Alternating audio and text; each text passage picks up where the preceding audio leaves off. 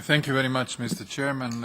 On behalf of our shadow rapporteur, Mr. Kefalogiannis, who could not be here today with us, I would like to say a few words from his position as a shadow, but also add a few words also from myself, given the proliferation of this migratory and refugee crisis to Europe. First of all, I would like to thank Mr. Papadakis for preparing a very comprehensive draft on the situation in the Mediterranean and the need for a holistic approach to migration. We, of course, are debating this report that is being done by our colleagues in the LIBE committee in the evolving context of the crisis.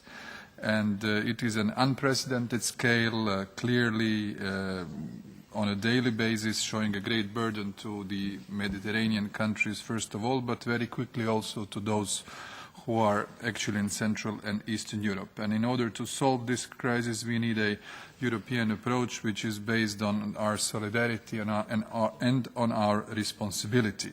And in this respect, from an AFET point of view, I think we need to ensure the coherence between our external EU policy tools and our internal security policy tools. This is essential because we have also seen the draft opinion from the Budget Committee, which really adds its budgetary dimension in each instrument that is linked to the solution of the refugee and asylum crisis.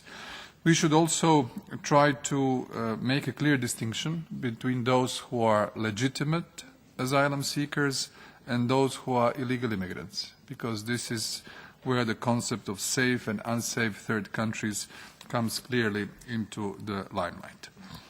However, the key is actually to address the root causes of migration, and that's where the foreign policy comes in place. This is the situation of failing states, of conflicts in the Middle East, especially in Syria, where within the revision of our neighborhood policy that tackles Mediterranean, that tackles Eastern Partnership, this should be also an important part and a pillar of the future EU's foreign and security policy strategy, which will start to be elaborated as we speak now in the course of next 12 months.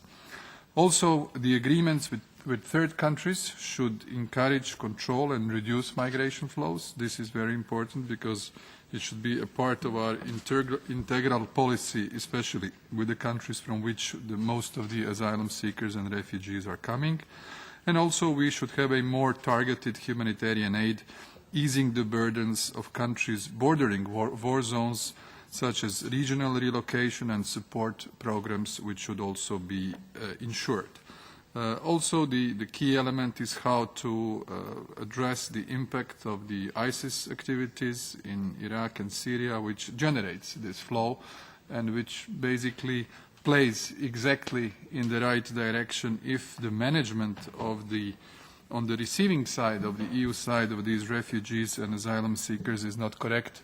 It might turn the population towards their objectives and their beliefs. Also, I think it is important to welcome the launch and the upgrade of the EU NAVFOR Mediterranean operation against smugglers and traffickers in the Mediterranean, because they are the ones taking the profit of the human tragedy, and we as an organization need to really strengthen the operations which are currently going on in the Mediterranean and see how we can reinforce them also in the future. A small note also from my perspective, from a country which has in the last 6 days received over 35,000 refugees when the border between Serbia and Hungary has been basically closed. We have seen an enormous influx very quickly, where the current government has decided to provide humanitarian aid basically, but to enable the refugees to continue their way towards the Western Europe. It is a curiosity, but for you to understand, out of more than 30,000 people, only one person asked an asylum in Croatia. One.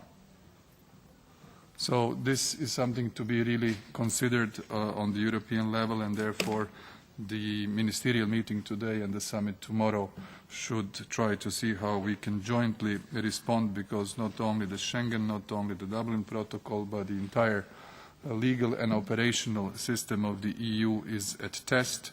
And what I can see in the media, we are also facing a huge crisis communication exercise in which I don't really believe we have always been at the level of the expectations as an organization. And therefore, it is true what our colleague Schopflin said the other day at a meeting, that the refugees are extremely well connected and they know exactly where they can continue and where their sort of successors should not go.